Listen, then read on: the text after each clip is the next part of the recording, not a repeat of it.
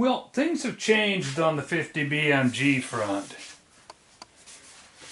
As you've watched this project with the 450 BMGs and the 250 farts metamorphosize its way through my consciousness, this is the screen door. This is my first. Let me turn this over here so you can see kind of what I'm doing. Started out on this project with the express goal in mind to be able to build a 15-pound 50 BMG that kicks like a 30-06, something manageable by a normal human being. And overriding everything is an accuracy parameter. No one has ever built a quarter-minute 50 BMG. So the overriding parameter is to produce a quarter-minute 50 BMG. Now I realize that the chances of getting all three of them is kind of ludicrous. That's setting 3 goals that have never been achieved and achieving them all. So, with the first goal in mind, from day one, being a quarter-minute accuracy parameter, I've built these guys in 4 different iterations. I started with this one here, which I call the screen door. This is stuff you don't need to, this is just the layout of some of this brake stuff. It's screwing with my lighting. So, this machine running off camera is the one that's been chronicled in the past, called the screen door. It has the smallest muzzle brake. As I started with the screen door, I started with the 15 pounds, I started with slip-on muzzle brakes, I started down a whole path, and I started with a 3-inch wide muzzle brake that I thought was going to be, shall we say, adequate. I was wrong. But I've so committed myself to this screen door project, and I've got this screen door to shoot reduced loads instead of 14,000 pound. Basically a 50 BMG produces 7 tons of energy. Call it a 14,000, about 12 to 14,000 foot-pounds of energy at the muzzle. Well, come to find out, the way you do this is you generate back at the back the 15,000 pounds while the bullet is in the barrel, and then you use a muzzle brake to take that 15,000 pounds, which translates as felt recoil, back off of the system. Basically, it's like, yes, you've got a jet turbine motor at the back making so much power that it's going to kill everybody in the vicinity, but you hit the brakes right here, and whoa, you pull that thing back off. Well, bottom line is a full power loads, 12 to 14,000 pound, 7-ton loads, 6-ton loads, can't be pulled off by this little muzzle brake. Now, they can pull this muzzle brake right off of the barrel, which is why I had to take this first muzzle brake and this small muzzle brake and drive pins through here and machine them back off, so that this brake assembly you would have to pull until it broke into pieces before it would come off of the barrel. That's my safety control to keep the person operating the system, who sits back on that end pulling the trigger, from dying. Around here, we don't like dying. We don't particularly want you to take your life into your hands just trying a gun out. So, the breakdown occurs between the weight of the gun and the power of the gun and the ability of the brake to pull that power off of you. The brake failed miserably. Now, I run these down instead of 2,700 feet per second. If I drop them down to 2,000 feet per second or 1,800 feet per second, reduced loading, I can make this thing manageable. And all of a sudden, I have to go into powders that aren't listed in any 50 BMG loading manual, because I have to go find powders that will pressure out, will burn hot while making 1,800 pounds. But I got this package, this system, to shoot fine. It's all sound. But after sitting through, I've been split 3 ways for the last 3 months. And one of the things I came to on this is, at some point, that old voice in the back of my head that comes from some of my close relatives, simplify, simplify, simplify, you stupid whatever. I tend to overcomplicate things. This looks overcomplicated, but this ties into my simplifying. I don't need to have 3 50 BMGs and then a 50 BMG light that you go stick some cheap load from some obscure country off the backside of nowhere, you know, made for a bunch of Yazooka stands running around up in the hill country, not excessively powerful, put them in here and it hits you so hard that it hurts. It really limits the facility of the gun. It makes it into a specialty item, something that I have to sell or present as a reload only, kind of a lightweight. So I figured, in the interest of trying to bring back the 50 BMG-ness of the thing, I'm going to take this particular muzzle brake had a solid steel plate on the bottom. That's why I had this side up. I used the solid steel plate on the bottom of this muzzle brake to bolt down. It is a bolted, but I'm bolting down a bigger piece so that I can start cobbling stuff onto here, which is exactly what I'm doing. In the spirit of my typical steampunkedness, this is going to end up being a steampunk muzzle brake. But the first thing I had to do is say, okay, I got X amount of square inches right here. Let's say this has 20 square inches of presented area. If I'm going to double that, go double the length, increase the height, well, I ended up having some stock that would more than double the length of the impact area. Increase the height by, I don't know, 30-40%. And now I can stick another plate on top of it, lock this thing off, because you have to understand something, these take a tremendous impact. I've broken 3 muzzle brakes, blown the fins out. One of them is in this 50 BMG project, and I've got pictures, I've got documentation of it earlier on.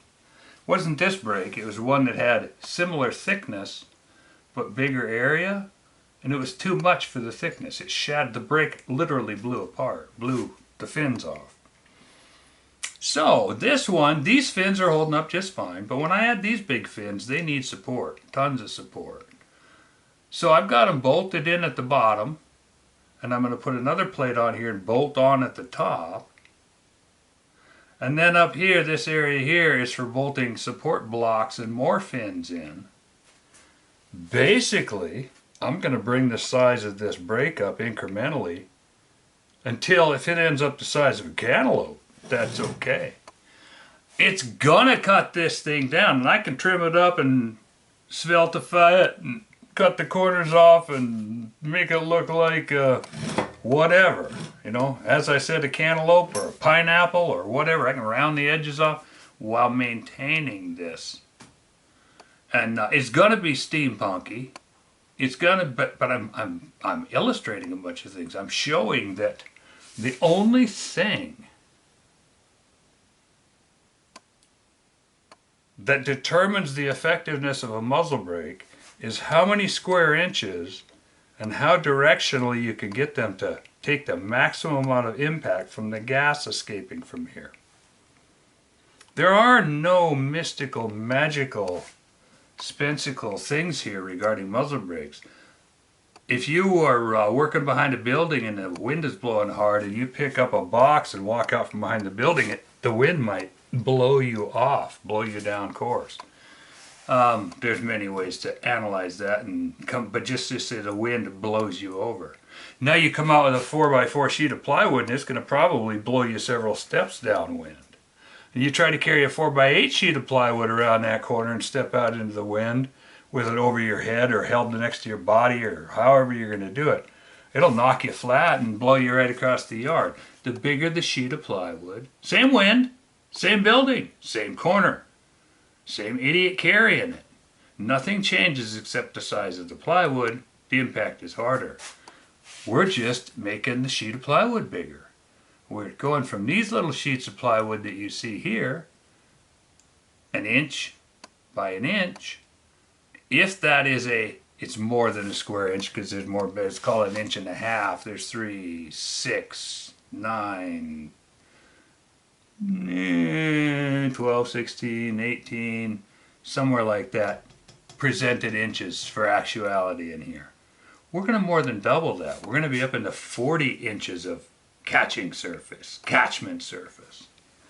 And this one's going to have the added facility of making another direction change, which again acts to pull that. It's nothing about jets back, and you can put it into all kinds of things. All of the people that try to explain muzzle brakes don't know how a jet works or a rocket works. A rocket works very simply. You make a bunch of pressure and then you bleed some out one side, and the weight and velocity of that ejecta, literally the mass and the velocity of the ejecta that comes out wherever it comes out or impacts wherever it impacts, decides the power, the thrust, the energy, the side moment, front moment, forward, the acceleration. All these things tie together such that the harder you hit the plates, the longer you hold that on there. So this spreads out here. This alone, adding these 5 impact plates on both sides of this muzzle brake will more than double its effectiveness. But the problem is they hit hard. That gas hits hard. It's going to be, the main hit is going to be on these, but even when it turns, it's going to hit these hard. So I need a top plate just so that I can affix these, just so that each of these is supported by its fellows. As this one gets slammed, these 4 are still static and they're holding it. This one, now there's 3 holding 2, but this is falling, and I have high hopes that if I bolt this plate on, which is going to make it steampunky top side and bottom side, then I mill these off flat and I make some attempt at least giving it linearity, if not pulchritude. Then I have 4 more sets of holes up here in the front that I can bolt plates to. I have this empty area in here that I can bolt plates to. There's all kinds of things I can do. But what this is going to do is allow me to take my muzzle brake testing to a whole another level. And I'm going to find out if I can build something that is big enough and strong enough to tame down 12,000 foot-pounds of energy and keep it off of me. Basically, all it's got to do is suck that end up. It's got to pull the gun back off of me. There's only going to be 12 pounds or so over there by the time this is done. And 15, I'm willing to fudge there. 15, 16, 17. But the point is that whereas on the fart, the weight of the gun makes a big difference, because as you increase the weight of the gun, the recoil moment, the recoil impulse goes way down. In this case, the balance is so disproportionate with a 15 to 18 pound gun and 12 to 14,000 pounds of energy. Just because when this thing not leaves my shop but becomes available on the market, or I just let go of it and allow it into the public view so that somebody could mess with it, it must be able to handle full power loads without hurting the shooter. And I decided to angle them back. I normally work only with 90 degrees so that I never get that facial blast. But not too long ago, I made the mistake of running one of my other 50 BMGs just 2 inches too close to the window. And I blew 2 panes out, as is documented here elsewhere. Literally, I had half the window was already broken on the one side, but the other side just came apart. The mechanical side, the untouched, the pristine side, shattered into, I didn't count them, but I would suggest there were 342 pieces cascading down on my head and down the back of my collar and into my underwear and all over the bench. I covered, 100 square feet. I covered the amount of a square of roofing. I covered the whole bench and the floor, and the point is I blew the last windows out. So now I'm not that concerned about this. If this comes back and punches me in the face such that I don't like it, I can easily build diversion plates on it and get it off of me. But I figured I would do both things. I would do some angle. Don't have to worry about the window anymore. Not enough angle to come back and hit me in the face with all that velocity going out. When it goes to turn, it's not going to come. If I originated it right here and angled them at 45, which is, I don't know how to, 45 is actually quite a bit more than these are. These are at about 20 degrees. I could get it to punch me in the face, and I still don't want that. I don't want the chest concussion. I don't want the face concussion. This is a moderation in between. It's kind of like shoulder angle. So I've swept these because now if it's going to break a window, it's going to have to break one 10 feet away, which it might if I'm aimed right at it, but I hope not. I'll probably put up a shroud the first couple shots. This is going to be one bench clearing monkey. But I knew from the start that the muzzle brake on the 15-pounder was going to have to be 10 times bigger than the muzzle brake on some 30-pound behemoth like everybody else, the normal ones people shoot. They're this big around and, you know, banana sized. That will hold down a 25, 30-pound gun. And you can combine that by riding your shoulder. These you can't even touch your shoulder to. It's got to take off like a race car and go back to kill the assailant. And then the gases have got to reach the end, the bullet's on its way out, the gases start to impinge on these plates, and this knob right here has got to suck the thing back off the recipient. Must. If this fails, the guy on that end gets busted. So this is to show you, I decided to go ahead and tape it now, show it now while the parts are still untouched and pristine, so that you can see the guts of it.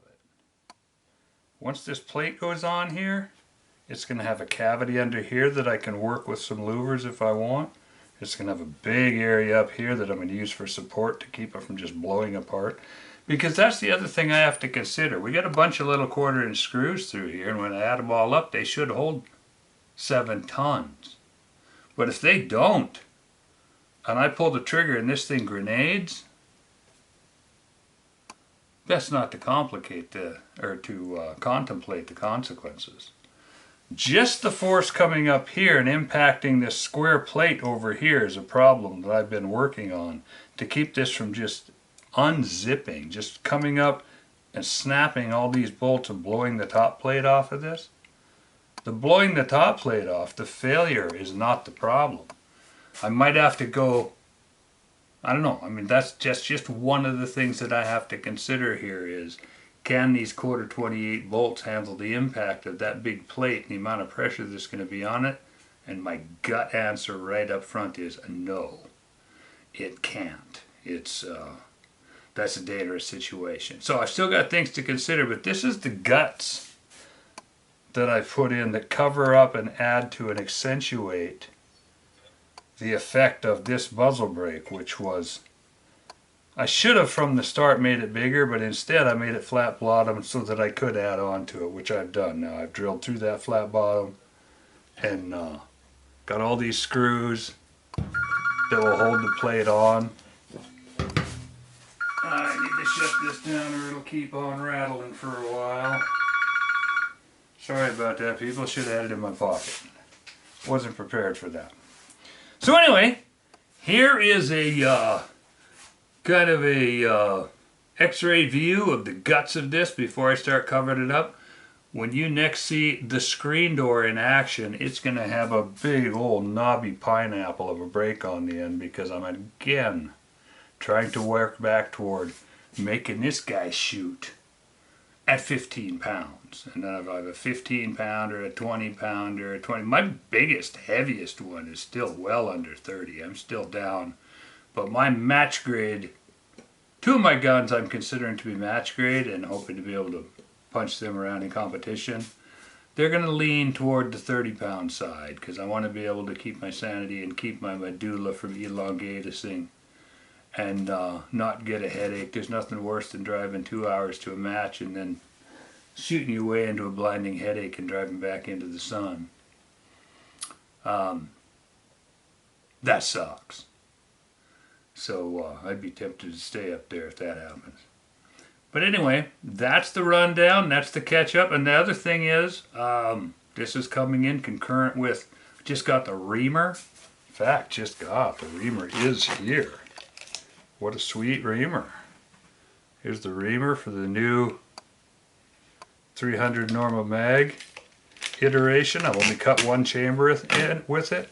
It's in here because I'm going to be finalizing the chamber on the 300 Norma Mag Tapio variant. And in the meantime, I have to wrap up this project, which I was in the middle of. And now I'm at a point where it's stable. I might drill the holes in this and quick bolt it together, and then boom, I'm off to finish that 300 Norma Mag and get my head back in gear on that. And when I come back to this, then we're going to worry about shooting a 15-pound 50 BMG. But it was out here on the table. It was jigged up when the Norma Mag stuff came to fruition. So I figured I'd show it to you, because by the same token, next time you see it, you're not going to see what's inside of it. You're not going to be able to see all this crap that I've done inside to just turn it into a burr hole of, it's going to be loud. It's going to be so bloody loud you've never heard anything like it. It's going to have an audible signature that goes 5 miles to both sides. But it'll quiet it down on the elk side, so there is that part. I'm just going to take everything that comes down this pipe, slam it, use it, and spit it out the sides. But when you next see it, it's going to be all covered up. You won't be able to see anything but a few side slits.